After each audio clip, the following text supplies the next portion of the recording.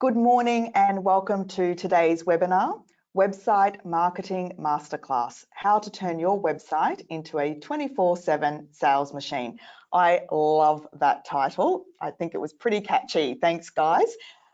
First of all, I would like to begin by acknowledging the traditional custodians of the various lands on which we all work today and the Aboriginal and Torres Strait Islander people participating in this session. I would like to pay my respects to elders, past, present, and emerging.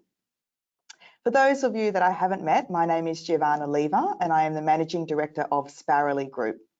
This webinar is part of the webinar series that Sparrowly Group is delivering as part of the Destination North Coast Business Accelerator and Mentoring Program, and it's part of our broader Sparrowly Group Build Better Business program. We are so excited to be collaborating with Paige Rowett and Rebecca White of Tourism eSchool, your presenters for today's Website Marketing Masterclass. Building and managing a tourism website is a core, non-negotiable, foundational marketing tool for all tourism businesses, and it will be your biggest and most important marketing investment. But it's the one that is often overlooked. We can't stress enough the importance of this, but also understand that in amongst the many hats that you have to wear as a business owner, and trust me and trust Paige and Beck, we are business owners as well, so we totally get the multiple hats. But we wanted to bring you today's session as a complement to the mentoring program that through Sparrowly Group that you have been on recently or you're currently on, to help distill the overwhelm and step you through what you need to know and how to go about doing it.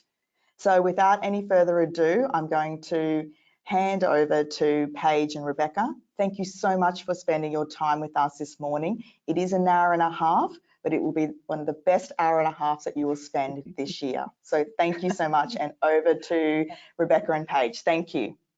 Thanks, Giovanna. Thank you so much for that intro.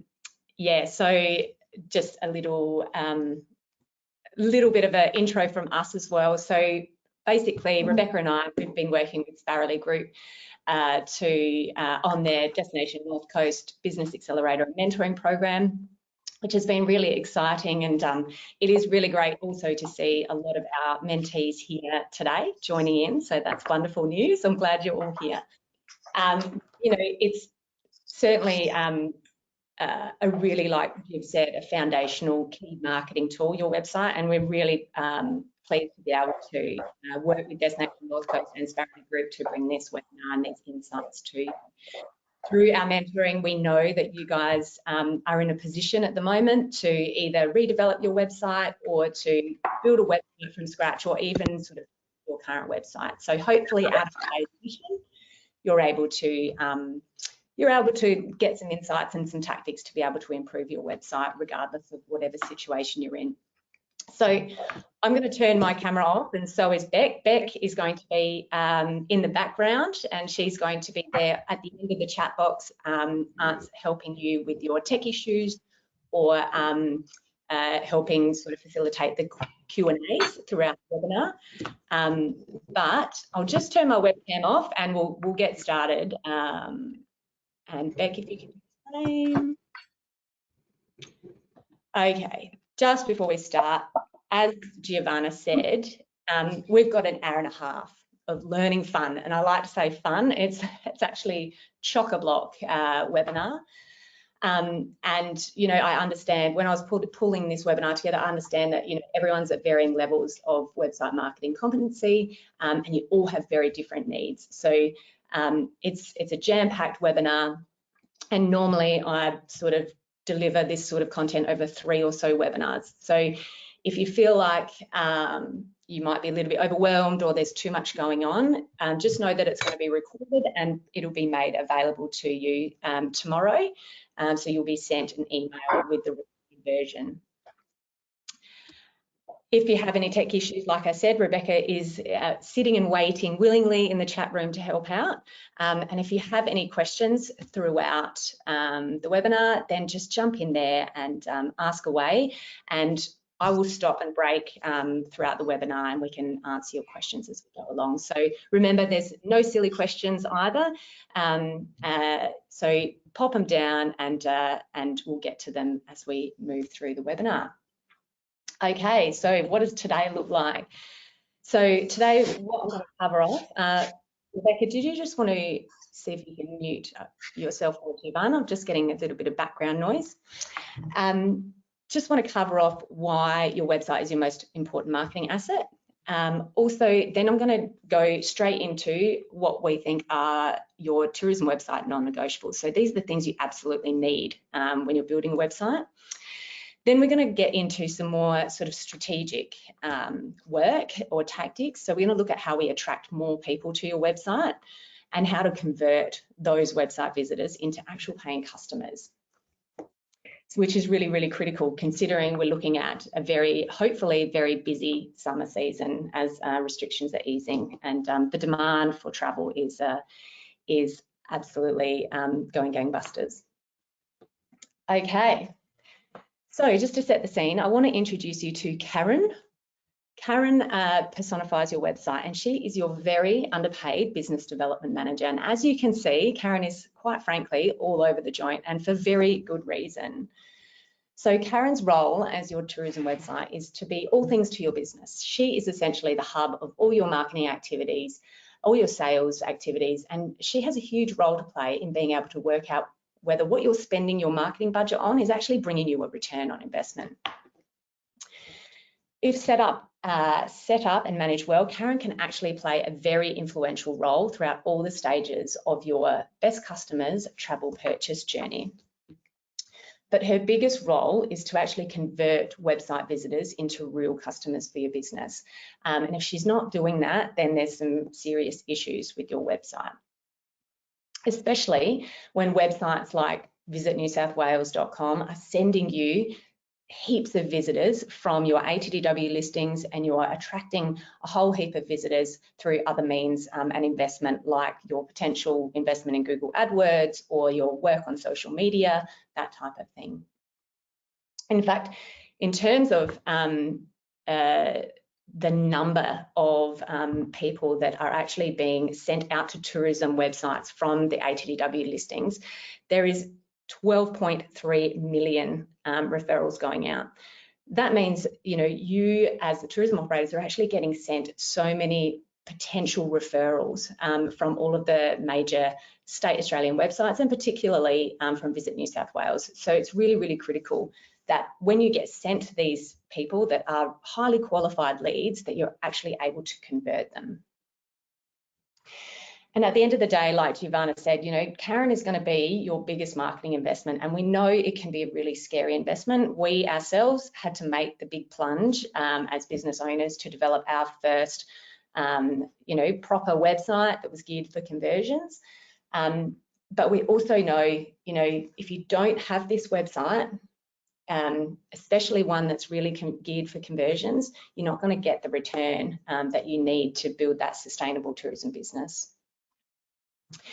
And as much as Facebook and Instagram and Airbnb are really great platforms to connect with your current and potential visitors, and you can make some sales through these platforms as well, it shouldn't absolutely replace your tourism website. And the reason being is that social media doesn't actually help you increase your digital footprint in Google's search engine result pages, which is where everyone is hanging out. And this is the first and most valuable channel that your best visitors are actually turning to first. We also know that some businesses feel that online travel agents like Expedia and Booking.com and Airbnb are making website marketing really difficult, given they are just so visible in search results. But you can take some comfort to know that customers are still trusting brand websites as a priority as well. And 75% of them are actually booking direct on branded websites like your own websites, which is a higher percentage than those booking on those online travel agents. So there is really still a great deal of very good reason why we need to be competitive with our website marketing, but we just need to be smarter, and that's what I want to help you with today. Okay, so the first thing I'm going to cover off in the webinar is the absolute non-negotiables for when you're building a new site or managing your current site. And the first thing you need to do when building or managing your website is to ensure you have your house in order. The first thing you need to do, obviously, is to get ownership of your domain name. It sounds really silly, but a lot of the mentees that we've been talking to and just general business owners, they rely on their agency that's created their website or that type of thing to set up the domain, set up the hosting, that type of thing. But it's very important that you go in and purchase your own domain name, and it's under an account under your business.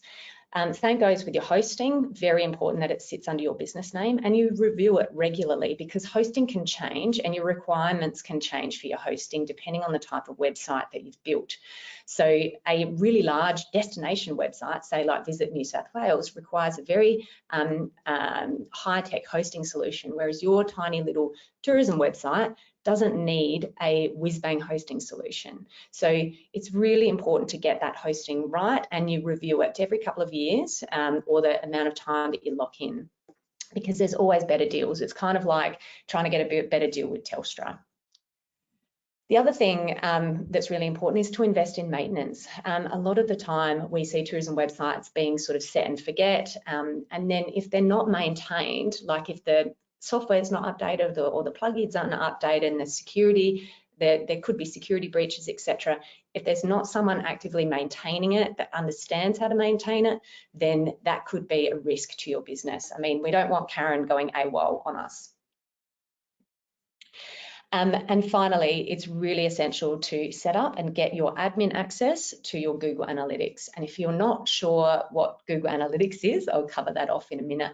But because essentially, if you can't, you can't measure what you don't manage. And if you don't understand what's happening on your website, you don't know whether it's bringing you return. And obviously, any kind of investment in something you don't know the return on investment on is going to be a very scary investment. So if you understand the return that your website's bringing, you're more likely to be okay with spending money on it. So it's important to be very clear on what Karen's KPIs are, and just to make sure that she's actually bringing growth. And some of the key questions that keep Karen up at night, and the questions that you really should know the answers to for your tourism website, are: where are my visitors coming from? What are they doing on my website? Are they converting? And if they're not, why aren't they converting? So like I said, integrating Google Analytics on your tourism website is one of the main functional elements that every tourism website needs to be able to measure the return on investment. It's a non-negotiable visitor tracking software. It's absolutely free. And to be able to set it up on your website will take 15 minutes worth of time for yourself if you're able to do that, or with your website developer. So it's not a costly investment. And it will actually start tracking your visitor movements on your website from the day that it's installed. Once you have your Google Analytics installed, you'll be able to start answering questions like: who is visiting your website? And where are they from? What are their demographics? What mobile devices are they using? Are they using a tablet? Are they on desktop? What browser are they using? That type of thing. It'll also tell you what marketing activities are actually attracting visitors to your site. So if you are investing in digital advertising, like through Google AdWords or that type of thing, you can actually see who's coming to your website and what they're doing from those inbound marketing activities, which is really important when you could be spending lots of money trying to attract people to your site. And also, it'll help you determine whether those marketing tactics are actually working for your business too. So just in the back end, this is just our Tourism eSchool website. We've got Google Analytics installed. You can see here in the left-hand column and the audience tab, and that's where all those general demographics are. So where people are located, what their behaviour is, demographics, that type of thing. There's a myriad of information there. And also the next tab down is acquisition. So this is how they actually find your website.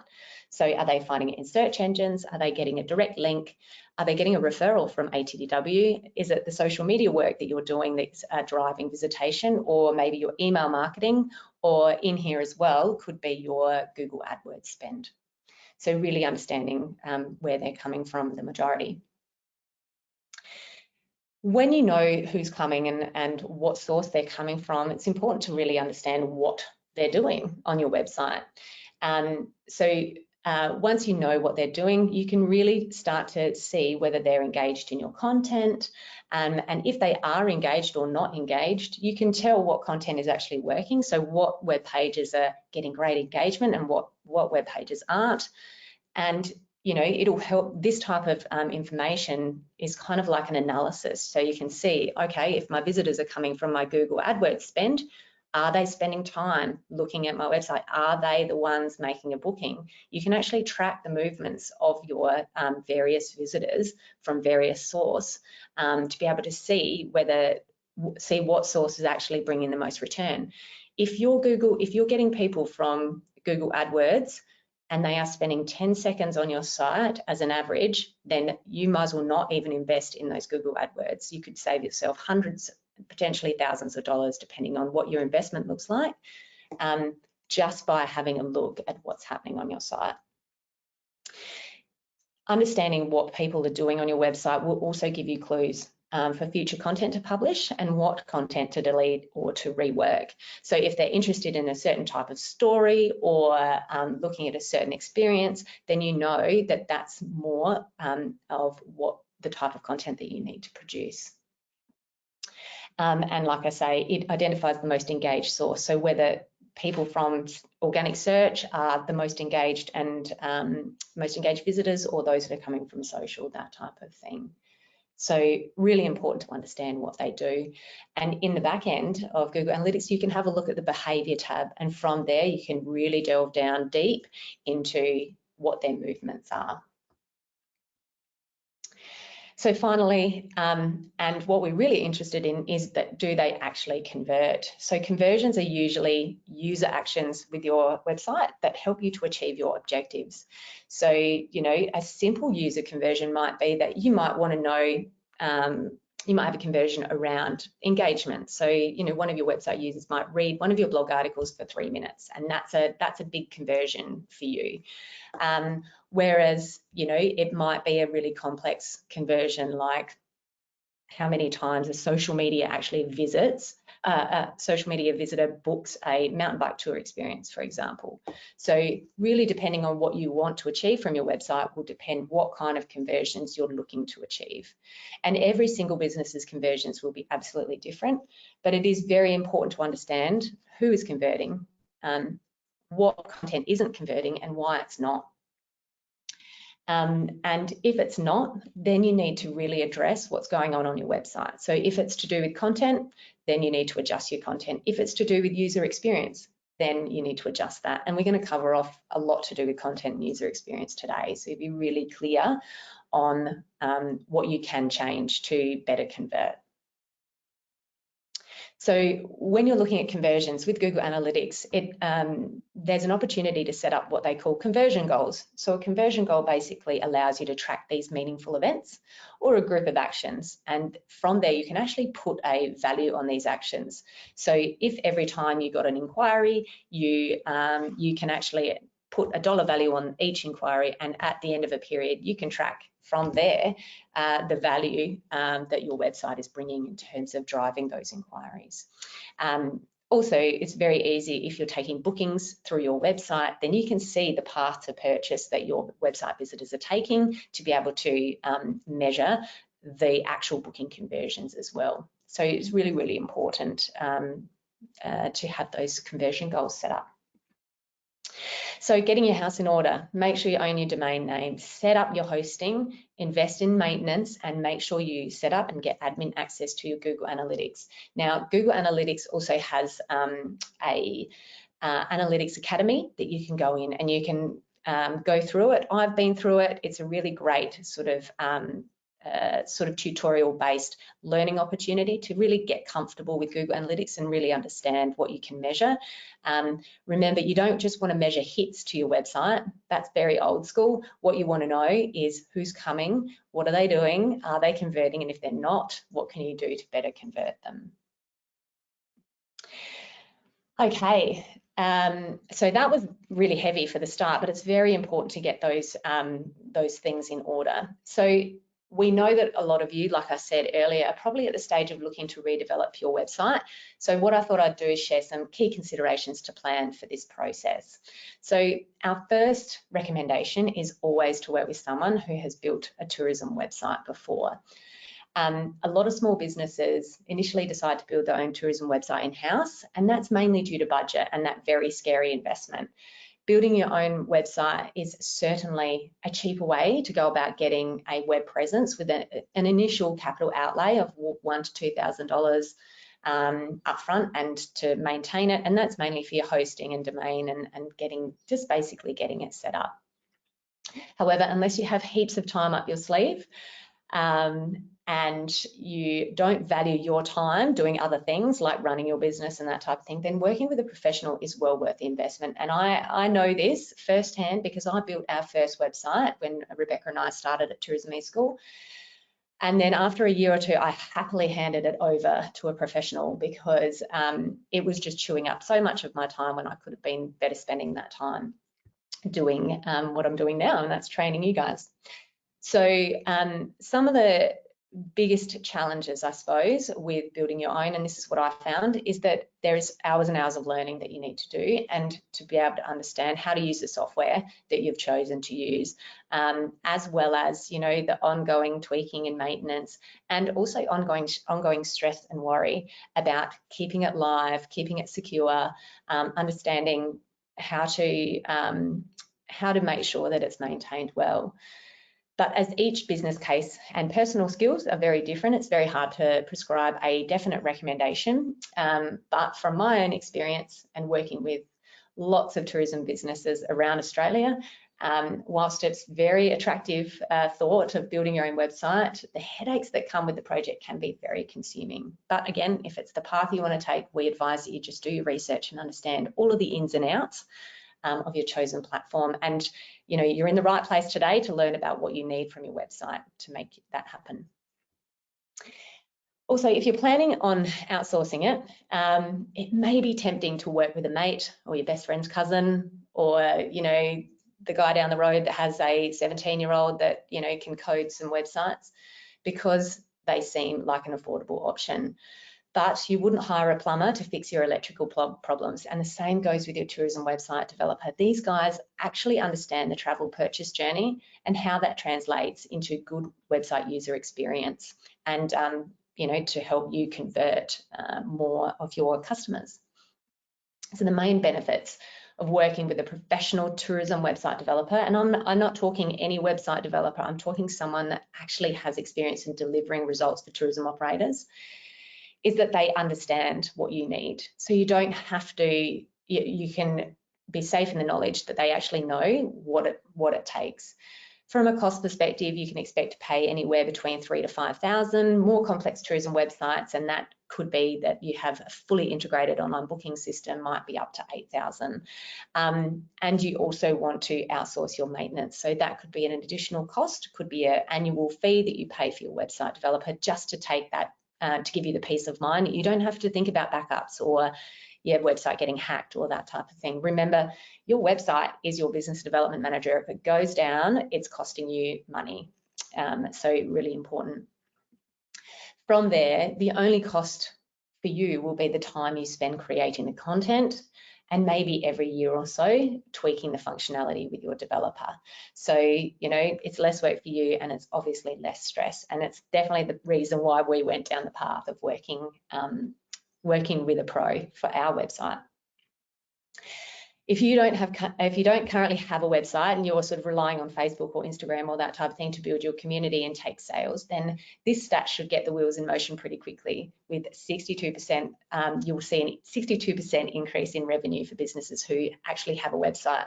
And probably, I would hazard a guess, more if the website is optimized for conversions.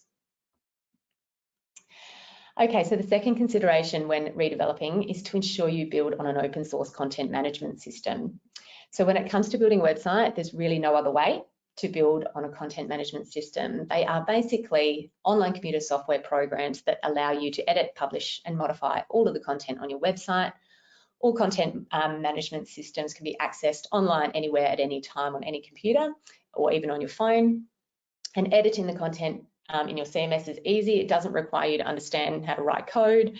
It's as simple as updating a Word document. And there are 3 different types of content management systems. So there's open source, there's e-commerce software, and licensed content management systems. So an open source is basically a free software platform. There are many developers across the globe creating the functionality for this platform. Many agencies actually use open source content management systems to build their websites for their clients. And you have, what it gives you is that freedom to switch agencies. So if you're running into strife with your current agency, then you can actually shift over to a new one that also works on that same open source content management system, and there shouldn't be too much, like you don't have to start from scratch basically. Open source CMSs are very scalable. That's if you want to add in new optional or complicated functionality. And like I say, they have a wealth of documentation, support training, and that type of thing, as well as tried and tested plugins, and have that global third-party communities for support. And some of the most popular open source content management systems are WordPress, Joomla, and Drupal. And so you might have heard of those, or you might have your website currently built on them. The next is e-commerce CMS. So e-commerce is a premium CMS, and normally there's a monthly fee that goes along with it. It's a plug and play type of software program, so you don't need to be a coding expert either, which is also very handy. It's very helpful for retail businesses because it's obviously e-commerce driven, so it comes with a shop and that type of thing. Professional website developers don't typically work or use these types of content management systems to build their CMS. Normally they come with like pre-formatted sort of designs. And the main ones that you may have come across are Shopify, Wix, and Squarespace. Lastly, we have licensed content management systems, and these are developed by an individual agency for the specific needs of their client. So the downfall with this type of CMS is that clients just have to wait for the company's developers to create new functionality. So you're basically relying on an agency to keep it up to date. You are locked in for the life of your website with this agency and with their software. There are typically associated fees because they need to pay for their updates somehow. So they often charge, an annual fee for all of their website owners. If you're going to go down this path, like if you really want to go with a certain website developer and they only offer a licensed CMS, then you just want to make sure that you get what you need from their specialized software, because sometimes they can be a little bit limited. So in terms of what people use the most in terms of open source content management systems and e-commerce, these are the top 10 that people are using across 2021. So WordPress obviously dominating the market, followed by your Shopify, which is probably the most popular e-commerce platform. Then you've got Joomla and Drupal, and then a lot of your other sort of e-commerce platforms. If you don't know what your website is built with, here's a little tool. It's called builtwith.com. So what you do is you just pop in your website URL and then click lookup, and from there you can see what you have installed on your website. So you can see if you've got Google Analytics, you can see what framework you've got, you can see the content management system there. So obviously this website I'm looking up has a WordPress website. Okay, so next is to maintain your search authority if you're redeveloping a current website. So typically, if you're overhauling your website, which we know a lot of you are planning on doing, particularly those that have got the digital refresh grant, your URL and page structure will inevitably change. So before you hand over or change over to your brand new website, it's important to take a few steps to ensure that any authority in search engines doesn't evaporate. So over time, your authority or your domain's authority in the eyes of Google, say, has built up all of this trust, I guess. And if you just completely change over your website URL structure and you change it up and then relaunch it, all of that trust evaporates. So there are a couple of things that you can do, and you need to make sure that your website developer is all over as well. So first of all, we can do this by creating a 301 redirect strategy. So it's really important because, like I said, all of your current web pages have a certain level of trust with search engines, along with a long history of engagement and established links to and from those particular pages. So if you imagine you have that site-wide 301 redirect, where you just redirect all of your web pages to one single new web page, you're going to lose all of that authority that your domain name has, because over the course of about 4 weeks, all of your old pages and that authority will become non-existent. So very important that you pull together this strategy. So the first thing that you can do is to create an index of your top performing pages on your website. You can consult your Google Analytics data to see what pages are performing well, and you can do this under the behavior tab and go to your top 10 pages. So go to all pages there. I can't get my mouse to work. Here we go. All pages, and then you go to top 10. So these ones come up automatically, and you can see here which pages have the best engagement stats. So you're looking at average time on site as a key engagement stat. So what you want to do is filter out your top 10 from there, create an index of them.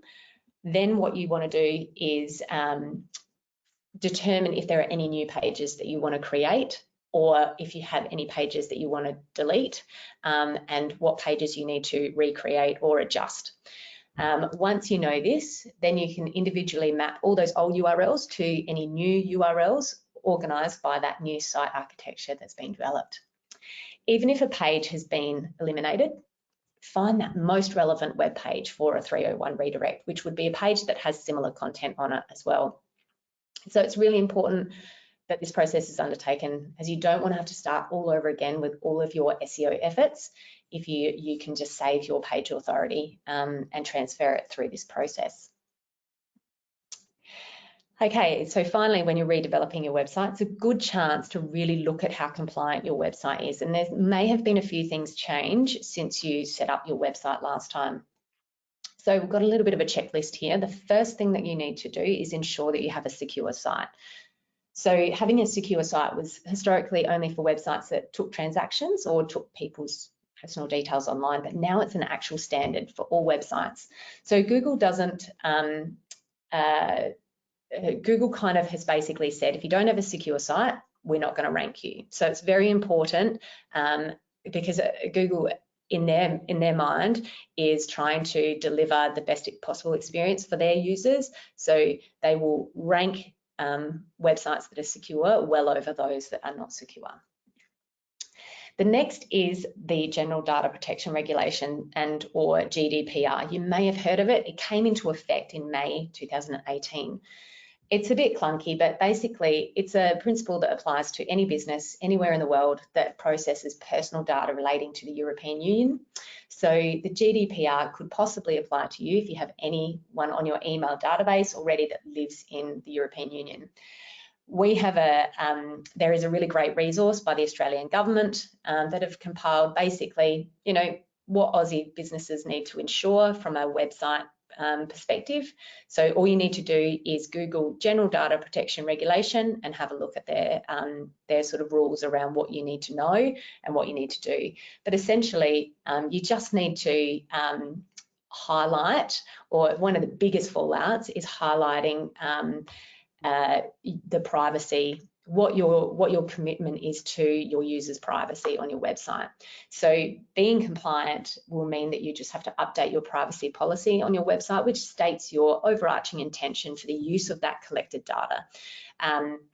These days, also, many web developers are using cookies to help create better user experiences, but also deliver some key website engagement metrics. But cookies, in layman's terms, are basically small files that are stored on a user's computer, which are then designed to hold a very small amount of data, just to make as a user, make our experience better. So if you're going to use cookies, you also need to put that little cookies disclaimer on the bottom of your website, alerting website users as to how you're going to use that information. It's just covering all bases, guys. It's the new world in which we live in. We just need to make sure that we're super compliant.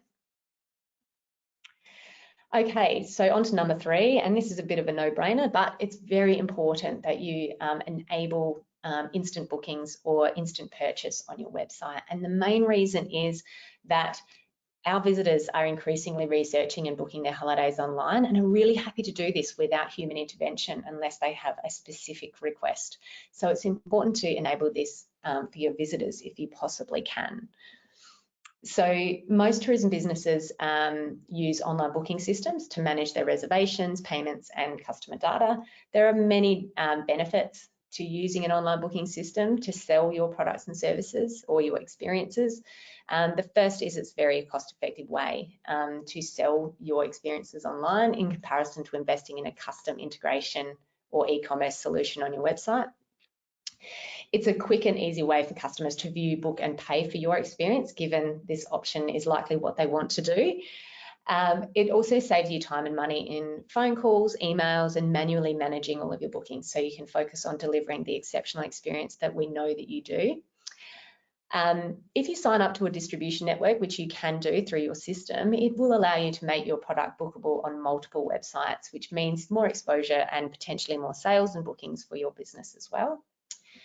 Many users go to online travel websites to comparison shop, but then they'll go to your website to find the same or cheaper price. And that trend in itself is growing, particularly after COVID. So if people can book directly, they absolutely will. So you've got to give them the chance to do that.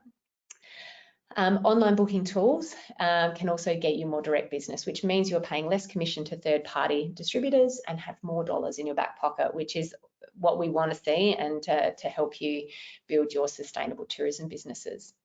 And finally, it speeds up your cash flow. So online reservation systems speed up your cash flow just by being there. There's less capital outlay on your end because you don't have to hire staff to manage customers or pay rent for a physical space.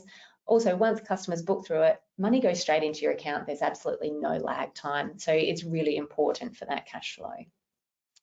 So I just wanted to share with you a little case study. So Rebecca and I did some training with some tourism operators in Sydney's Northern Beaches at the start of this year. And we had a really great conversation with the owner of Cottage Point Kiosk and Boat Hire, who shared that they recently went online bookable. This is at the start of the year. For their cafe and boat and kayak hire, and they have seen so many positive outcomes for it. So first of all, it reduced their no-shows or their late shows. It was very easy for them to spell out their terms and conditions and get their customers to understand those and agree to them. They now have tourists and regulars using it, which is great. People are committed to coming on time every time due to paying up front, which is excellent as well. And they can easily manage social distancing and have a seamless service because they know how many people are coming through the door or how many people are booked in the cafe. So really, really fantastic outcomes for being online bookable. There are many and numerous online booking systems available, all with very different capabilities and specialties. Some are designed specifically for accommodation and some for tours and events, that type of thing. Sometimes online booking systems can also be channel managers as well, which is a bit confusing, but a channel manager is additional functionality that can ensure that you don't have any overbookings or double bookings of your tourism experience, as the channel manager actually brings together the online bookings and reservation management from the various channels which feed into your account. So if you want to ensure that you don't have those double bookings for your business, then you will need to ensure that any online booking system you choose is also a channel manager.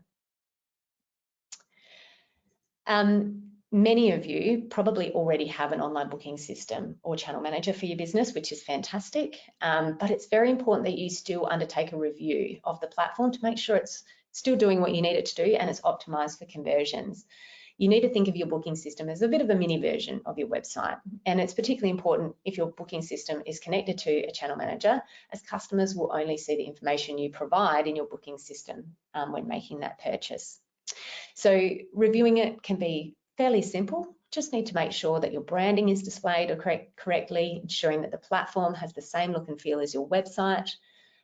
Your product descriptions are up to date, or your experience descriptions are up to date with the right benefits, features and factual information stated. Your inventory is up to date. That's to ensure there's no double bookings. You have those professional photos and videos loaded and ready to go. You've integrated Google Analytics into the site and it's linked to your website. So that way you can understand the relationship between the visitors on your website and if they convert into bookings and who is converting. Also, having the opportunity for customers to communicate with you, which may help you close a sale when they're ready to purchase. Just ensure your booking complete and confirmation emails are formatted and written effectively and as personalised as possible. And also ensuring that you have your inventory distributed correctly across the various distribution channels, particularly if it's a channel manager. And just making sure that the whole experience for your customers is optimised for mobile. And you can do this just by doing a bit of a run through yourself as to making sure, just do a sort of a booking, place a booking yourself to see the whole experience in action. Okay, so the fourth non-negotiable is to ensure that the design and development of your website has the customer at the centre of it. So customer-centric can be a little bit of a funny term, but I just want to share with you what that actually means in terms of building a website for your customers. So firstly, absolutely essential, critical in fact, that you have a responsive design. So a responsive design basically refers to the way your web pages or your web page templates are designed to ensure that the content adjusts smoothly to various screen sizes, because obviously we all use very different screen sizes while we're booking travel experiences. It is absolutely essential to have a responsive web design because most of the experience bookings are actually made while a traveller is in your destination, which means they will be viewing your website on a mobile device. And this data here is actually from a tourism business in South Australia, which shows a typical breakdown of how visitors are accessing tourism sites. So most people are actually visiting from a mobile or tablet device. So you can see there just over 41% are visiting from a mobile device. And that was over a year ago, in fact 2 years ago, and I would hesitate to guess that we're looking more at 50% at this point in time. So responsive design is critical because Google prioritises web pages in their search engine results that are optimized for smartphones. They have a mobile-first strategy. So making sure you have a secure site and making sure it's responsive will ensure that you are best placed to rank really well in those search engine result pages.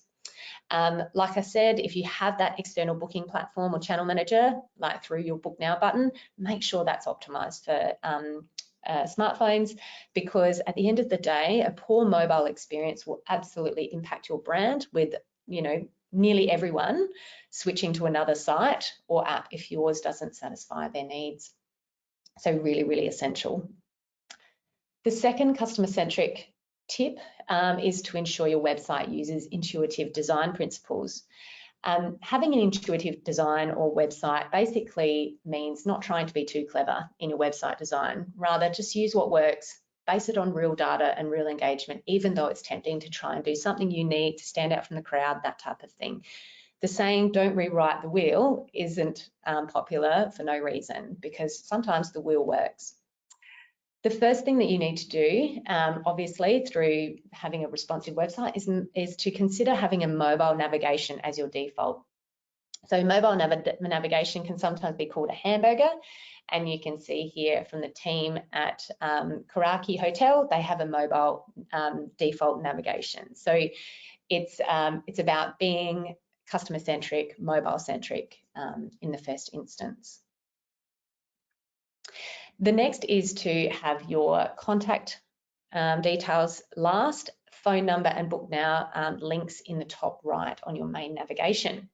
So the team at Dolphin Marine Conservation Park have done this really well. So they've got a click to call in their top right-hand corner, which means that someone on their mobile device can actually just press their finger on that number and it goes to their dial.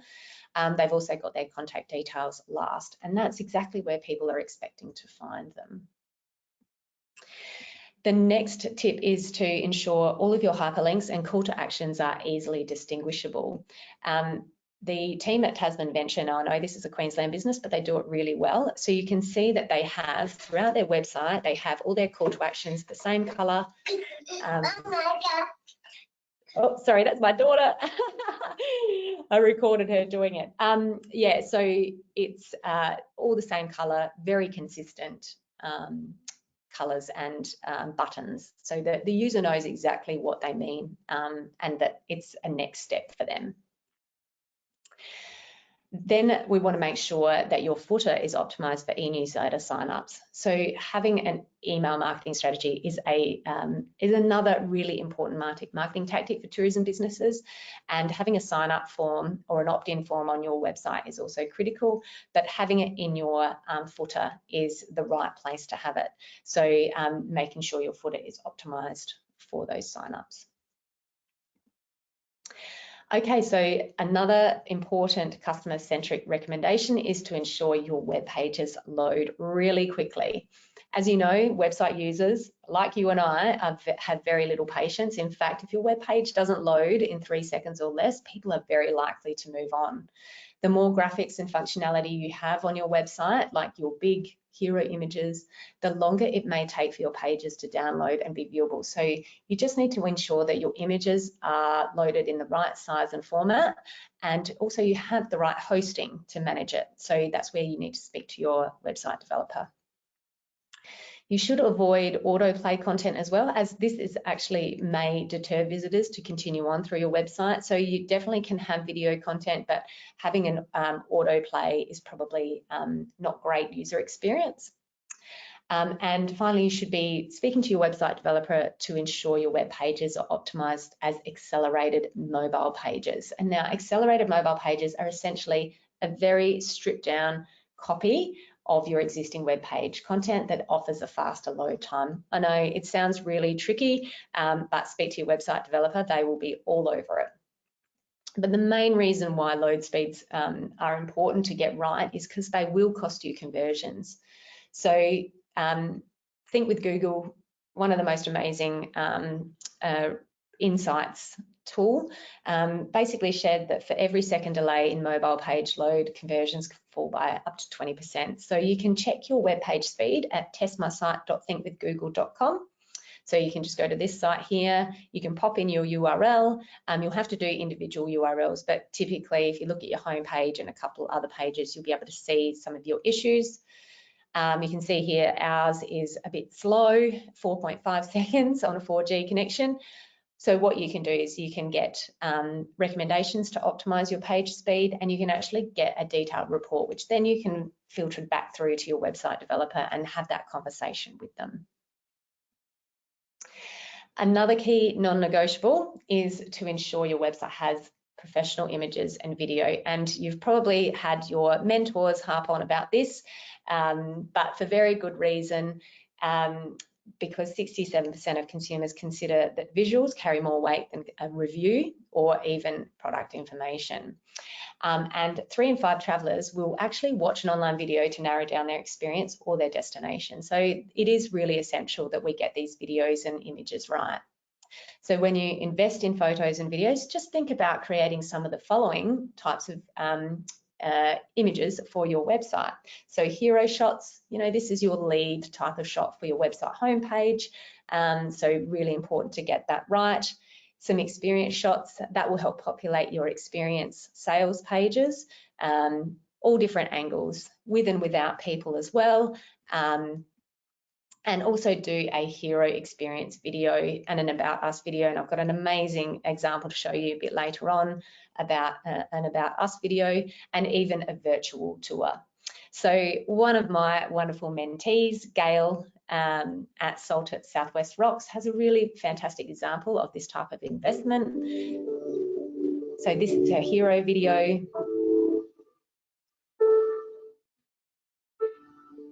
So it's very on brand and available on her website. Isn't that lovely and soothing? And then on her actual website, you can see the same quality of images that are all on brand on her experience sales page. Now, the final non-negotiable consideration is the integration of your social accounts to your website. So connecting your social accounts with your website is really essential to build authority with Google, because as you can see from this slide, and it's a little bit hard to read, but I couldn't get a better quality pic of it. But as you publish great content on your website and you link and share it out on social, or it's found in search, and if it's on social, if it collects some followers, or if you attract people to your website from that content, you know, your community not only grows in social, but you get these consistent interactions on social and on your website. Search engines see all this. They see the activity that is linked between your social accounts and your website. And what happens is Google goes, oh yeah, these guys know what they're talking about. They're getting engagement. I'm going to improve. I'm going to bump up their web pages in search engine result pages for relevant search terms. So this is why it's important to, you know, integrate your social in a few different forms on your website. So the first thing you need to do is integrate your Facebook pixel in your website. So the pixel is basically a small piece of code that you place on your website, just like you would with your Google Analytics code. It basically collects data from the people that visit your website, that helps then you to optimize any investment that you do in Facebook ads, by being able to target people who actually do visit or who are lookalikes of those who have been on your website, and it helps track your conversions as well. So to set up your pixel, just speak to your website developer. It should take only a few minutes, or if you you know how to manage your website and you're doing that yourself, then go to Facebook Pixel and go to the back end of your Facebook account, grab your pixel data and put it in the back of your website. The next thing is to integrate social sharing capability on your website. So social sharing capability just allows your website users, if they really find a piece of content on your website valuable, then they can actually click on a share button and they can actually share it direct on their social profiles. So in actual fact, what they're doing is promoting your business on your behalf. So really, really important opportunity and option to have on your website, particularly on any of your blog articles. If you have a WordPress website, there are stacks of social sharing plugins that you can activate. Some are premium, some are free. So just speak to your website developer about activating this on your site, or jump into the back of your WordPress site and have a look at the plugins and do a little bit of research. And finally, integrating your social accounts is an essential inclusion on your website. So its inclusion sort of cements that link between your social and your website, like I was talking about before, but it's essential that they make a very small appearance, not to distract your visitors away from your website, just like the Blue Dust Collective here in Forster have done with their website.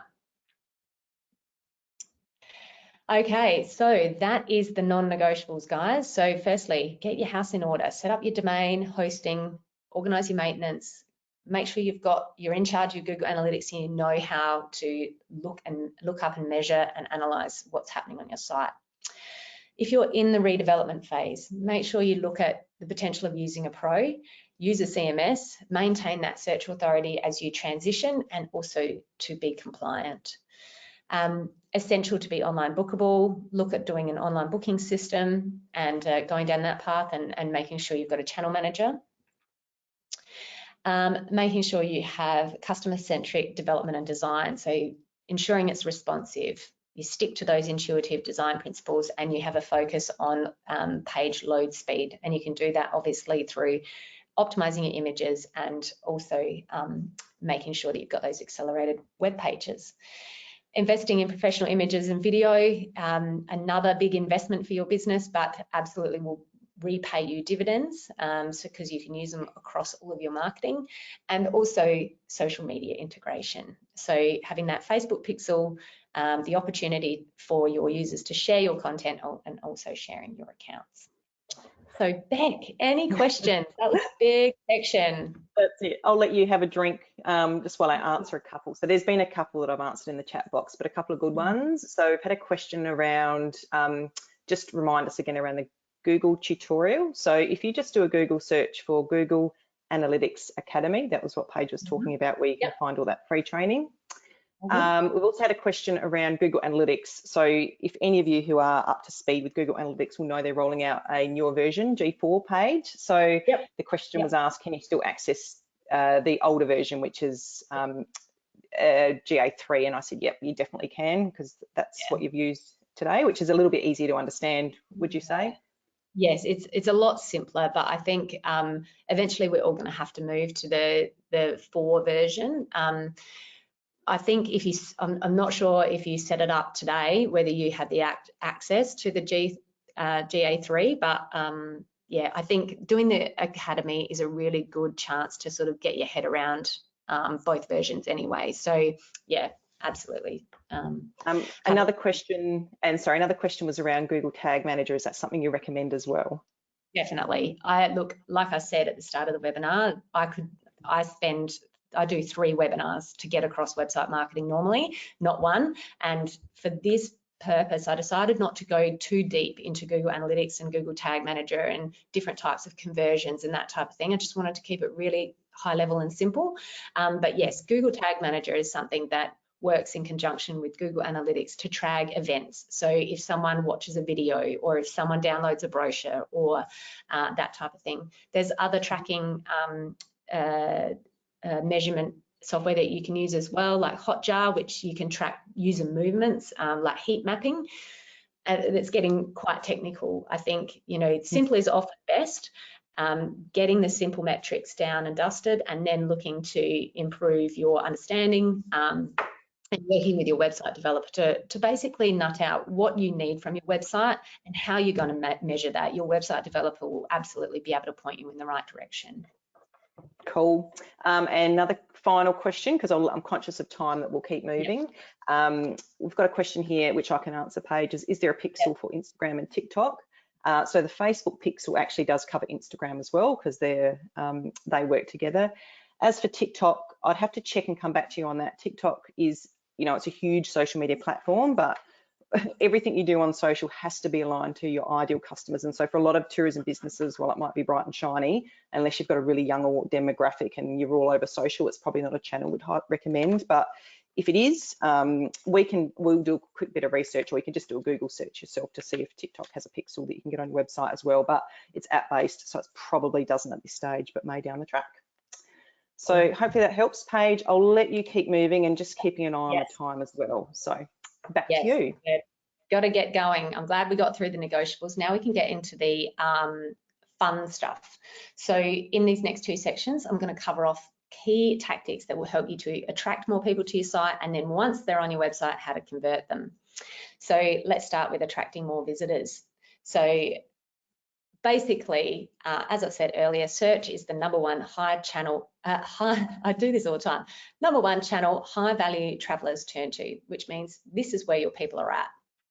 So Think with Google highlights exactly how complex this travel booking process is for consumers online, and how much digital actually plays a role in influencing destinations or the choice of destination. So this example here just follows Kendra. She has over 700 digital travel touch points over the course of 5 months planning her travel. The website marketing opportunity for tourism businesses is to be on the end of those 52 Google searches. And the answer is to create content to be discovered by your ideal customers in Google search. It's simple as that.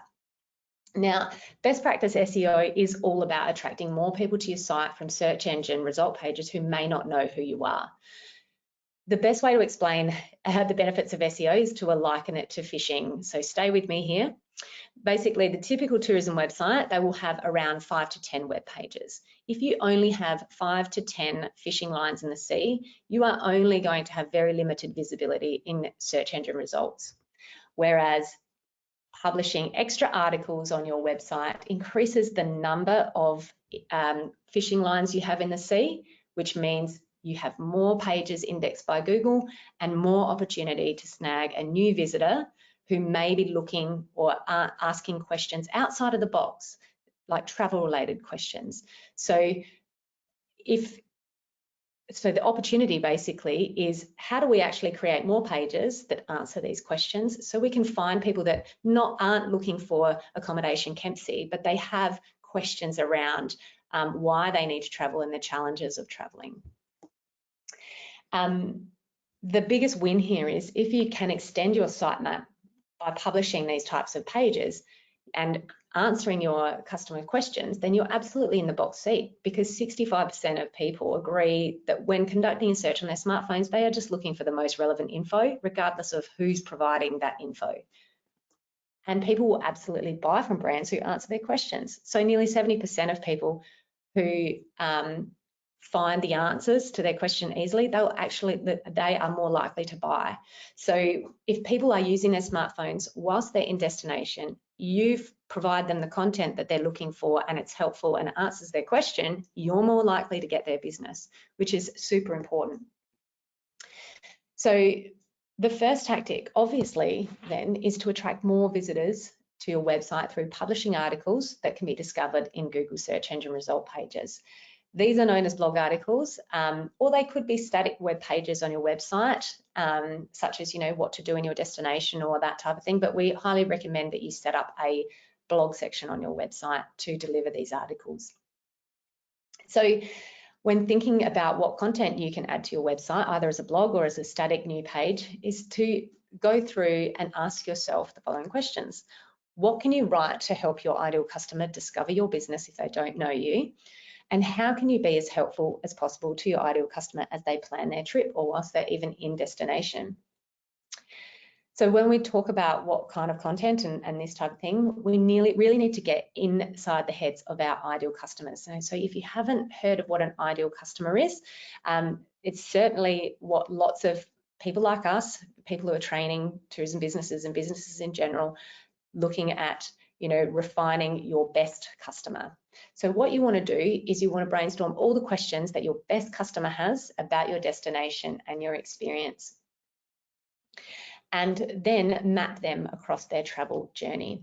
So by getting to know your customer, understanding what questions they have at every single stage of their journey with you, then you are more likely to be able to identify what questions they have and answer those in the format of blog articles. So in terms of what types of content to write as articles, there are two very different types of content. One is time sensitive. So this is content that revolves around things that happen in a time sensitive manner. So events, any seasonal happenings or holidays, that type of thing. And then we have the evergreen articles. So these are more of your non-date specific, inspiring, helpful content that doesn't really change and is relevant all year round. And this type of content is absolutely SEO gold. So you can see here at the top, this is your time sensitive stories. So, they become popular over a period of time while people are searching for them in Google search results. But then your evergreen articles are those that people are searching for year round. So what we say is that when you are writing your content for your website, think of the 80-20 rule, spend 80% of your time or create most of your articles as evergreen stories and the remainder as your time sensitive stories. So let's look at some time sensitive stories and case studies.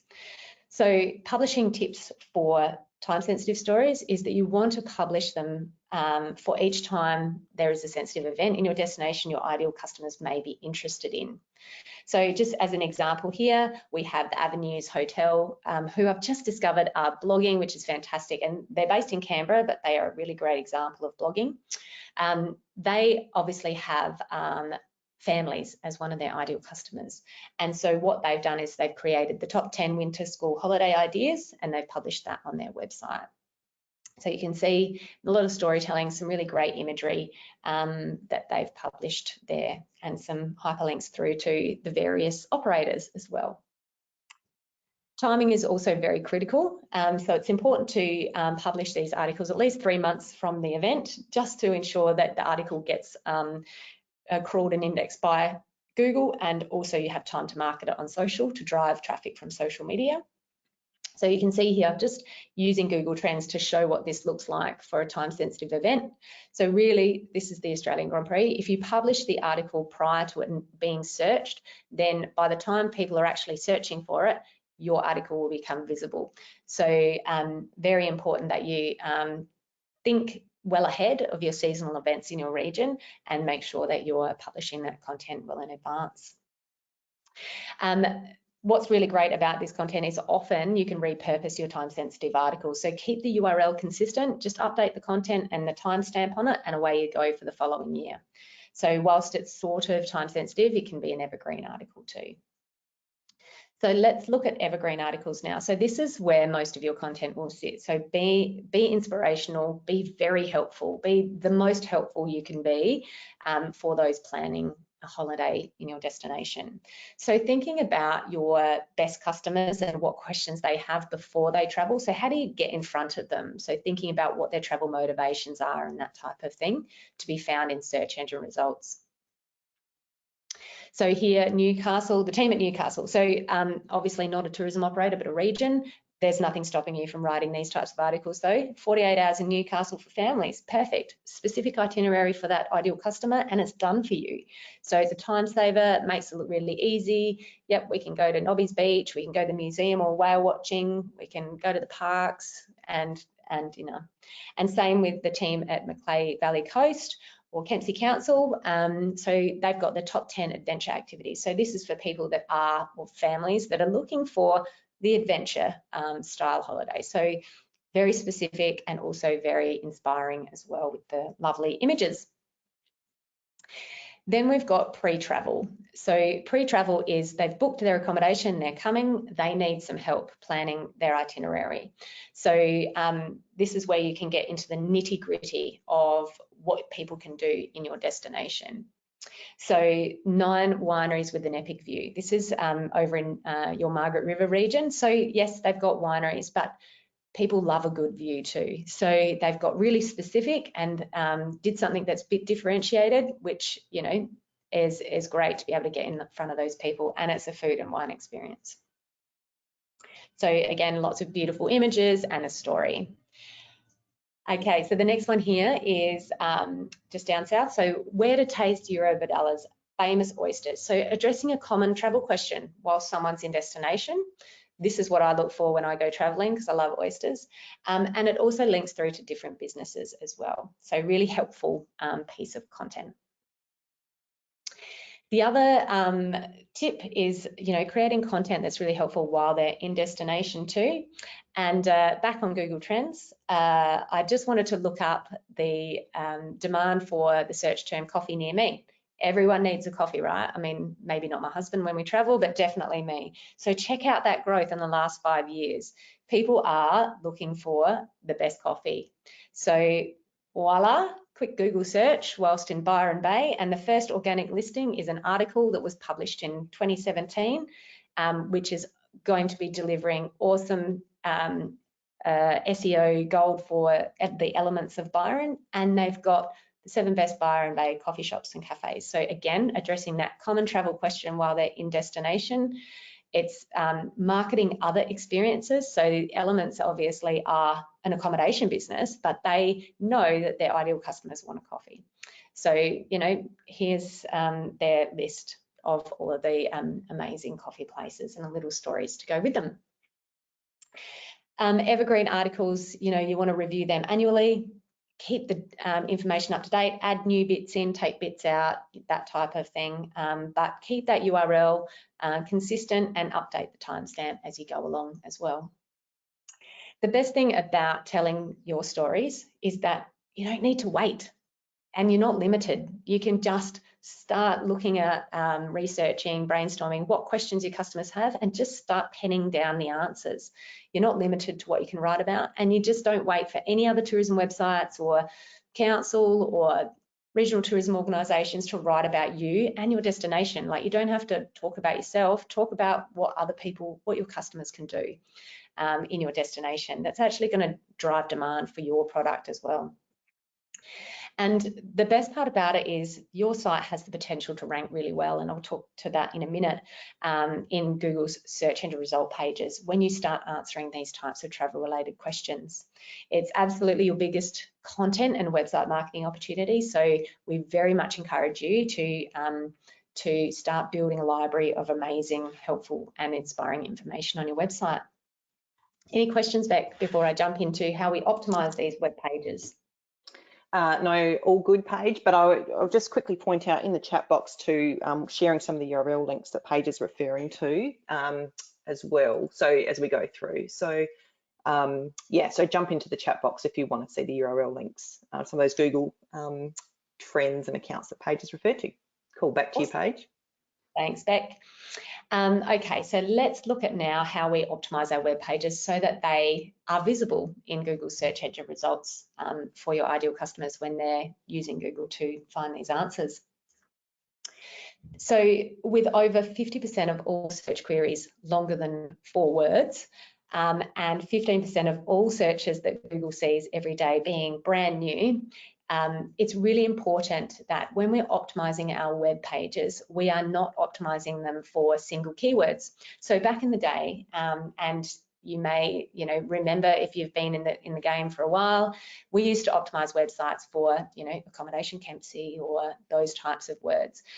It's very important now, as Google becomes more sophisticated and understands the content on your website, just like a human does. It's very important that we optimize our content for what people are actually saying or what those questions are that they're asking. So with 15% of all searches being brand new, there is absolutely no way Google can keep up with particular keywords or phrases that people are using to find certain content. So it has to rely on its sophisticated understanding of machine learning.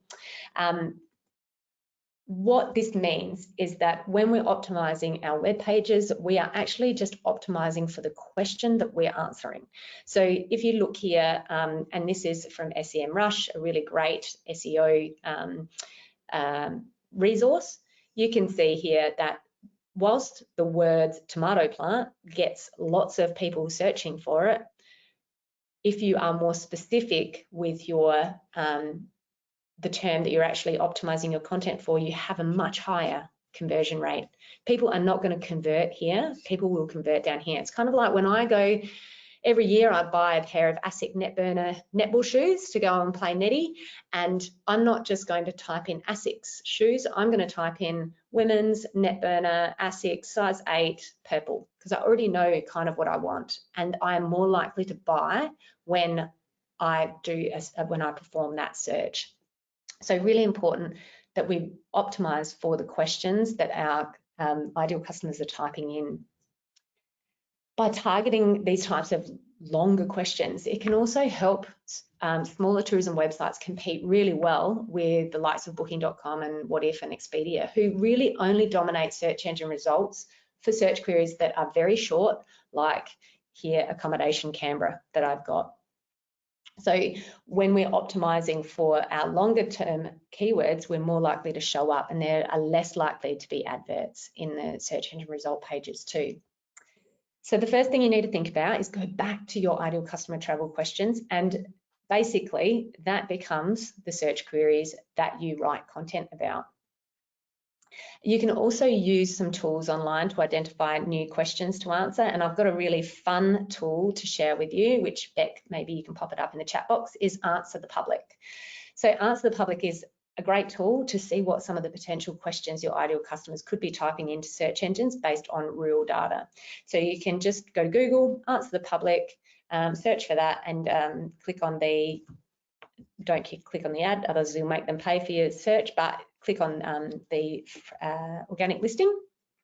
And then what you want to do is type in your destination name, and what will pop up are a list of questions. So you can see here some of the questions are, why Coffs Harbour? What is Coffs Harbour known for? Can Coffs Harbour travel to Queensland? Is it safe to travel to Coffs Harbour? Can you fly? What is the population? What is the weather? What latitude? Wow, that's an interesting one. But there's a lot in there that could be reframed as a travel question. So looking at those questions and also looking at the prepositions as well. Coffs Harbour to Sydney flights, Coffs Harbour to Melbourne, what have we got here? Coffs Harbour in lockdown, lots of COVID related ones at the moment, obviously. But if you look at Answer the Public in a year's time, it'll probably be less COVID focused, but it's going off of what people are currently typing in around the term Coffs Harbour. So use this tool as a tool to be able to identify maybe new questions you could answer, or to validate some of your current questions that you're looking to optimize your content for. Okay, so next is, once we've worked out what question we want to optimize our content for, then we need to get on and optimize it. So here's a little checklist for you. Again, I do a whole webinar on SEO, so apologies for the brevity of this section, but a quick checklist is hopefully what you need to get started. So very important just to choose one unique search query for each page of content. So we don't want to try and answer a gazillion questions in one web page or one article. We want to just choose one question to answer in one article. Then we want to use that search query as your page title, your URL, your meta description, across your page heading and images. So here on Seaport Macquarie's website, we can see they've got that. We've got the Coffee Port Macquarie in as the URL. So their article is where to get the best coffee in Port Macquarie. It's in their page title. So top 9 cafes and coffee shops in Port Macquarie. And you've got to make sure that we sit under the 55 character limit for the page title. And the meta description, maximum 150 characters. And that is to just avoid that ... truncation. Because what we want to do with your meta description, that's not actually used by Google as a ranking factor. It's used as a bit of an elevator spiel to get the click through. So really in that spot, it's all about what do you need to say to get the person to click on that link that goes through to your website. So the other thing is your page title can actually be different to your on the page title. So you can see here, top 9 cafes, and then here it is, where to get the best coffee in Port Macquarie. So you can actually optimize both to get more bang for your buck. So just looking in the back end of our website to show you what WordPress looks like and how to edit this data. So you can update the URL in your web page editor. So just by clicking edit and changing that. You can update your page title and meta description using the Yoast SEO WordPress plugin, remembering your character limits. If you don't have a WordPress website, or you're not using this type of plugin, you can easily use a character counter tool online, which the best one is Easy Local Title Tag. So you just type that into Google, you click on the first result, and then from there you can start typing in, your page title and your meta description. The other place that you need to update is your page heading, and as I said, it can be different to your page title tag. And importantly, it's essential that we update our images. So this is our little friendly Google bot who crawls and indexes all of our web pages, and when he does this, all he sees is this. He doesn't see, or she doesn't see, any of the pretty pictures. He sees all the text content behind your page. So what we need to do is ensure that we attribute all of our images with a text piece of content. So when you upload an image, make sure the image file actually explains what the image is. So it reflects what the image is. So if someone's typed in Port Macquarie Harbour or jetty or whatever it is, that's exactly what image comes up, because people use image search a lot to refine their search, or they choose destinations based on the images in image search. So ensuring that you do that, and also attribute text to that file when it's uploaded. So the alternative text file in the back end of your media editor, you can actually fill in this here with your search query as well. So they're bare essentials for getting your metadata updated. Very important to remember, there's no need to repeat your search query throughout. So there's no density limit of how many times you say the question throughout your content. Just write around that subject matter, answer the question in full. Google has said that their average page 1 result, so in the organic listings, contains nearly 2,000 words, but There is no word limit for Google or for users, but it's just essential that you focus on delivering the answer to the question that you are proposing, so that the user is engaged in the content, because if the user is engaged, then Google will see that and reward you with better rankings. A couple of other tips: important to optimize it for local search. So create content that's optimized for your town name, because when someone's in destination, they're obviously going to be using your destination name potentially, or near me, or that type of thing. So really important to do that, and optimize for voice search. So people are using natural language, and often to the degree of a 14-year-old. So very important that all the language on your website is very natural. It's simple. It's not too complicated, and then you're going to get more traction and more cut through from your visitors. So how do we attract people? You need to firstly profile your ideal customers and understand what their travel questions are. Those travel questions then become the cornerstone for your content for your website. Then you want to publish articles, so those evergreen and time-sensitive articles that you can then share out on social, or can be discovered in search engine result pages when someone doesn't even know who you are. And then optimize those articles and web pages to be discovered in search. So giving it the best possible chance to be found by those looking for those answers. So Beck, any questions just around optimizing for SEO? No, we haven't, but at the end page, we'll give you some additional links, especially around SEO, because it is a massive topic, but I think you've given them a fantastic 101. Also, just looking at the time, we will go over in the webinar. So if you do have to go, we certainly understand, but if you can hang around for a little bit longer past the finish time, that'll be fantastic. Or Paige gets through the content as well, because there's so much we wanted to share with you today. So, but I will hand back to you, Paige, to continue on. Great, excellent. We're getting there, guys, we're getting there. So in this section, we're going to look at how we actually convert more of our website visitors. So how do we get them across the line? How do we get them booked and coming to our place and our destination? And we all know that if we can increase bookings and sales on our website, we're going to build that sustainable business that you absolutely love, and you're not going to have to worry about you know, the financials, so getting people through the door. Getting more sales and bookings, you first have to basically understand what your customer needs from your website in order to convert. So when your ideal customer lands on your site, they're looking to find answers to 4 main questions. The first is, who are you and what experience do you offer?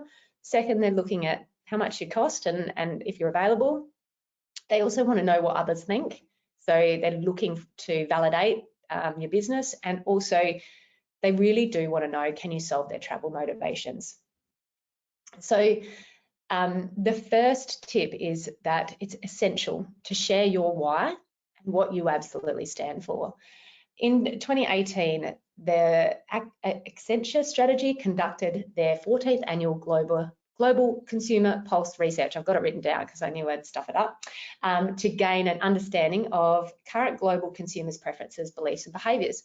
And basically they said, you know, every company must not only deliver great performance, but also show how it's making a positive contribution to society. Without a sense of purpose, no company can achieve its full potential. So for years, businesses basically, you know, in marketing, just told people what their brand stood for. They shouted it from 4-story billboards. Whether that business lived up to their purpose didn't really matter. It wasn't, you know, there wasn't an easy way for consumers to see behind the closed doors or engage in any dialogue with the business. Then the internet and technology and globalization occurred, and that transformed our expectations. Consumers now, we all demand two-way interactions, constant sharing, and that constant connectivity. We are choosing brands based on what their purpose is and aligning that purpose with our own. So beyond price and beyond quality, the thing that differentiates businesses is being purposeful or being purpose-led, and, you know, treating your customers and your employees well, and reducing plastics and being sustainable and having a conscience and all of this type of stuff. So it's really important on our websites that we really demonstrate what our commitment is, who we are, and what we actually stand for. So I was really pumped actually to be able to find this example to share with you today. So Peterson Winery, they're a winery in the Napa Valley, and there's probably local examples as well, but this was the first one I came across and I really wanted to share it. I'm going to give you the link to it, Beck, if you can find it, and pop it in there. It's a really amazing video that really shows their commitment to their passion, their purpose, and also it brings in one of their customers as well, who talks really fantastically about the experience that Peterson Winery deliver. They're a family-owned business, and yeah, I just think it's one of those videos that you kind of go, yeah, I would buy wine off those, just buy not what the wine tastes like, just so I can help out that family. So I will quickly show you 2 seconds. We live in a time of mass production of everything, and what we're doing here is so hands-on. We're capturing a time and a place, and that is so unique.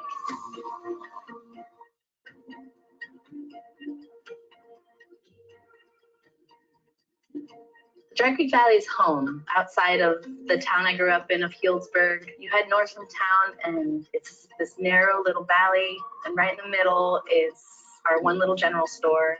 On the western edge is the mountain where we drive up 20 minutes to my dad's house where the vineyards are. The diversity of flavors that can come from all the different grape varieties we grow and all the different little microclimates that we have is special. All right, I'm going to have to cut it off only because I'm running out of time, but I really would love you to go and have a look at that video. It's fabulous. The other local example, and I was really pumped to be able to work with Taz and Cody from the Organic Factory. These guys are young, they're in their early 20s, and they are absolutely living their purpose through their experience. And they have, you can go onto their Facebook page and you can see the exceptional engagement that they have. People are following them because they are true to who they are and what they want to do and what they want to share. So I encourage you to jump in there. You know, there are other ways, you know, to show your visitors what you stand for as well. So Kate Byron Distillery's website here shares their commitment to conciliation with that recognition of their traditional custodians and of the land in which they operate. So again, that's starting to become something to be a part of if that's where you want to position yourself. Also, you know, another example from where I live here in the Barossa is an operator's commitment to their sustainability, which I know has driven a lot of purpose-led bookings for this property in the past. You know, their sustainable practices, energy consumption, how they manage their waste and that type of thing. So really important to communicate this to people, like show people what you stand for, really essential. The next is to create compelling experience sales pages. So as I said earlier, people will align with and work with brands that align with their values. And as such, this type of movement has driven a change in the types of experiences that people are looking for. So we used to, in tourism, and I haven't, you know, I started tourism in this area or this era, but, you know, tourism used to be all about just a product. I've got a room to sell, you know, that type of thing. Then we started talking, all right, we need experiential tourism. People are looking for more experiences. Okay, yep, you know, they don't want to just, you know, look at things. So they want to get a bit hands-on. From now on, people are purpose-driven. They know what they want. COVID has exacerbated this. And what they're looking for is a transformational experience. They are looking to learn a new skill. They're looking to grow. They're looking to do something for the greater good. They want more out of their tourism experience and tourism dollar than they ever have. So for us as tourism businesses and as an industry, we need to really understand what our customers want and then deliver that. So on our experience sales pages, it's essential that firstly, we need to tell them how we're going to transform them. We need to share their customer benefits. So many tourism businesses simply share the features of their experience and expect their website visitors and potential customers to read between the lines as to how their experience will help them achieve their travel goals. As you can see here, when marketing the iPod back in the day, Apple chose to focus on the core benefit, which was 1,000 songs in your pocket, as opposed to 1 gig of MP3s, which absolutely meant nothing to no one, you know, back in the early 2000s. So 1,000 songs in your pocket, that's the benefit, and that's what we need to communicate more of on our tourism websites. So I'll just show you an example of what not to do. So View Retreats is a accommodation aggregator tool of luxury retreats across Australia. What I noticed when they were promoting their businesses that are a part of it, they did a list of product features, which is very normal, you know, luxurious spa retreat on the shores of Daylesford, etc., 33 suites, etc. And then in the overview, they just repeated the list of features, but using more descriptive words. So what I would be thinking if I was a tourism business, I would be looking at, okay, I've got a feature, it's a pod coffee machine. Most accommodation businesses have it. What is the benefit? The benefit is you don't have to rush everyone out in the morning to get a first decent coffee. And that is my benefit as a family, where everyone rolls their eyes when I have to rush everyone out and get that first coffee. The other is, you know, a king size bed. Yep, beautiful, king size bed, excellent. But the benefit is the guarantee you'll get the best night's sleep you'll have outside of your own bed. So thinking about exactly what those benefits are for your business. If you're a tour operator, you know, you might have maximum 6 people on tour, but what does that even mean? It means that low group numbers allow you to linger longer at the places you love. We can be a bit more nimble, you know, that type of thing. The feature could be, yep, you get lunch included. Well, that's great. You know, devour generous servings of local produce for lunch with the people who make the food. That's the benefit. Learn the stories of the region. So a great place to look for the benefits that you deliver is on TripAdvisor. The Nest it's Adelaide Hills Retreats, the Nest, which is one of their rooms. They do this really well on their sales page or on their experience page. Your senses will be revitalized and your soul soothed in this nest just for 2. So that's just a snippet. But when I looked at their TripAdvisor reviews, you know, they talked deeply about what the benefits were for them. So, you know, we needed a relaxing time away from the hustle and bustle of city life. It was perfect. We loved the privacy, peace and quiet and amazing bird life. So, you know, thinking about, like, they're telling you what the benefit is because that's what a review is. So, you know, thinking about how you transform your language on your website to reflect the benefits is going to be really essential. Along with amazing images and videos and even a little virtual 360 tour would be great.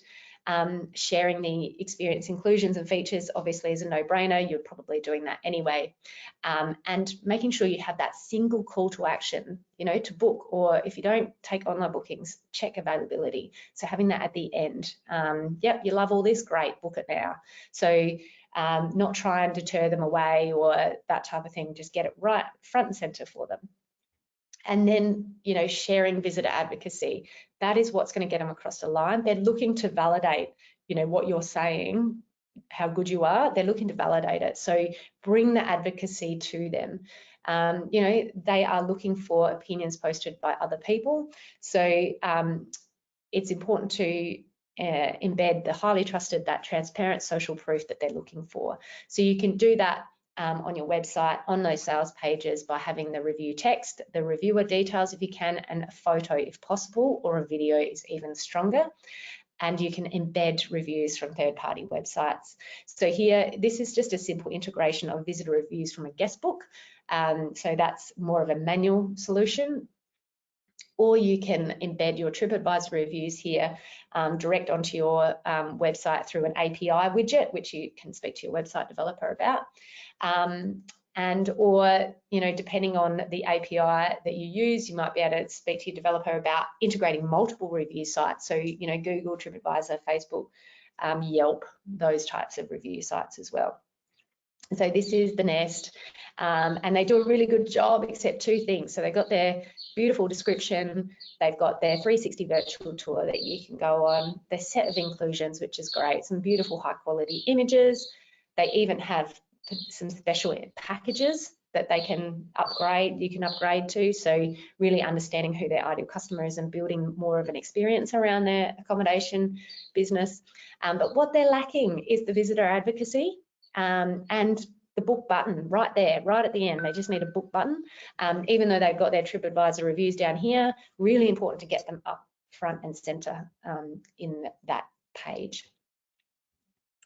Okay, guys, so we're coming to the end of the webinar, and the last way to convert is just to do some quick tweaks to your website design and architecture to help you convert when maybe you might be sending people away. unknowingly. So the first thing that we want to do from a structural perspective is just really easy to lose website visitors if you have too many unnecessary exits and distractions. So to understand how people are using your website, you can go back to your Google Analytics and look at the user flow for our site. So under the audience tab, you can go to users flow here. What this basically shows you is that from a select cohort, so whether it's those that are coming from Australia or those that are coming from search engines or whatever, you can actually see how they flow through your website. So it's really essential to be able to identify where people are, where you're losing them. So these red drop-offs, that's where they exit your site. So if you've got a page that has incredible number of exits, then you need to do something about that page. And there's a couple of quick wins. So first of all, like I said earlier, making sure that your social accounts are accessible but not front and center. That is a huge one, because you do all this work on social media to drive them to your website, and then if all you're going to do is drive them back to social media, that's not the answer. You need them to stay on your website and convert. What that conversion looks like is up to you, but that's what they're there for. The other quick win and very simple way to retain website visitors is to ensure all of your hyperlinks within your site that point to any external websites, make sure they open up in a new tab. That way you don't lose your user and their session on your website. It simply opens that external website in a new tab so they can look at that and then go back to your site and resume their activities. Then another quick win, and I just had a chat to one of my mentees about this the other day. We don't need a home link in our main navigation. The main reason why is, if I just go back here, you can see a lot of, not on ours because we don't have a home link, but what can typically happen, that's the home link, is that the starting page starts with home and then it goes here and then it's back here, and the second interaction is home again. And then, so what people are currently what we can see is that people are going home page, experience page, home page, availability page, home page, you know, so they're always tracking back to their home page unnecessarily. So to try and streamline that path to purchase, we get rid of that link, just like the Cedar Bar and Kitchen have here, because people understand if they want to go home, and they really do, they can click on that logo in the top left-hand corner. So the next quick optimization is just making sure that through your in-text navigation, making sure that you've got hyperlinks through to relevant pages. And also, you know, your error page optimization. As you move and redevelop your website, you might have a few lost pages, which is normal.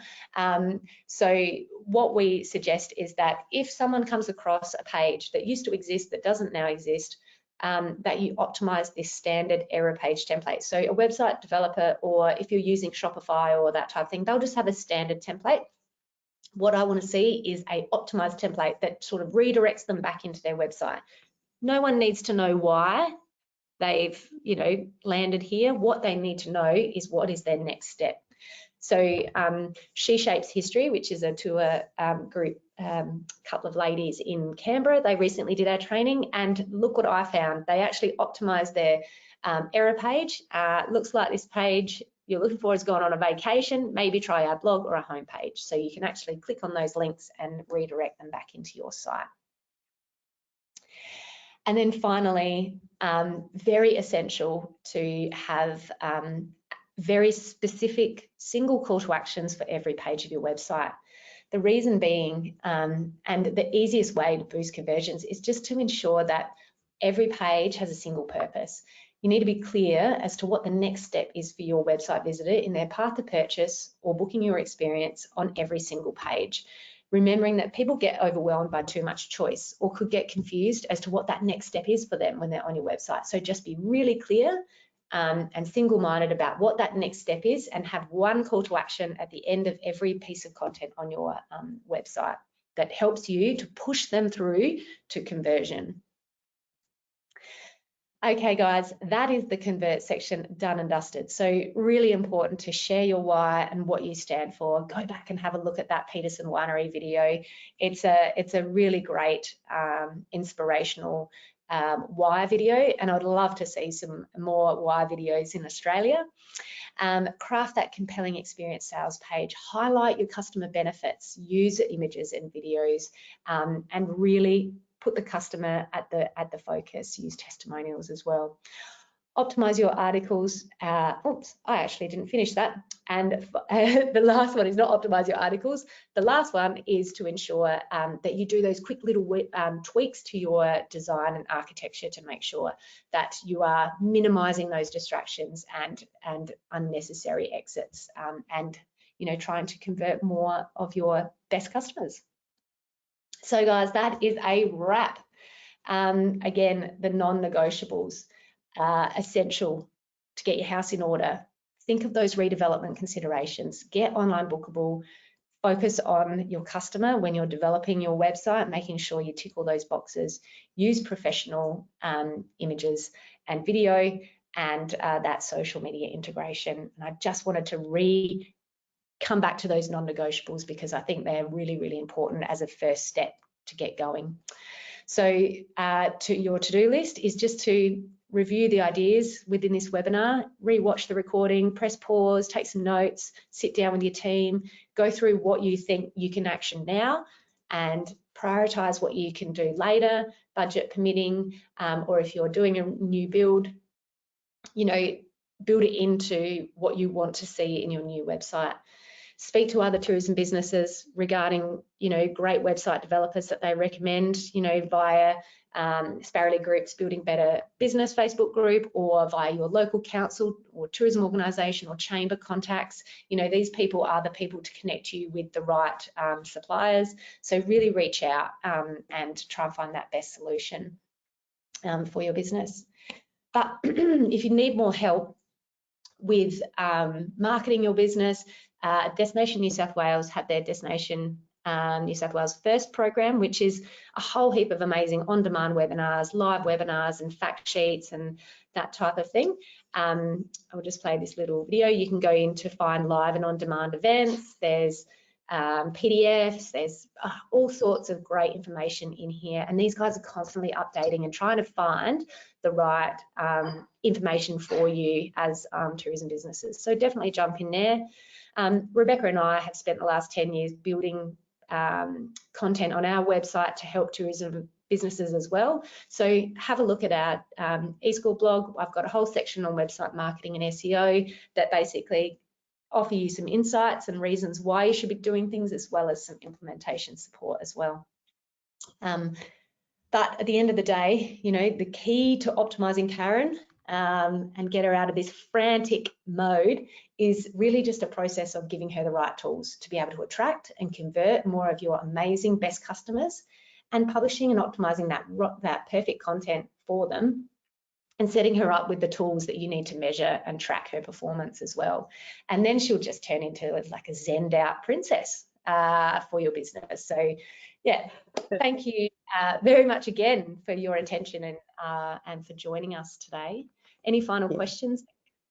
No, no, we haven't. And a really huge thank you to everyone who's hung around for the full webinar today. So just as a recap, you will get a copy of the presentation tomorrow, and we'll include some of those links. But before you go, have a look in the chat box. There's some of those links that we've shared today. And also, if you're not already in the Sparrowly Group Building Better Business Facebook group, they've shared some of the links there as well. But stay tuned for the replay. Thanks again, and absolutely feel free to reach out in the Building Better Business Facebook group as well if you do have any questions as well, or you can always email us, help@tourismeschool.com, for anything specific that you couldn't find answers to. But thanks again, and thank you, Paige. That was a mammoth effort, and we will say farewell and hopefully connect with you all online soon. Yeah, cheers. Thanks guys, have a great afternoon. See ya. Bye.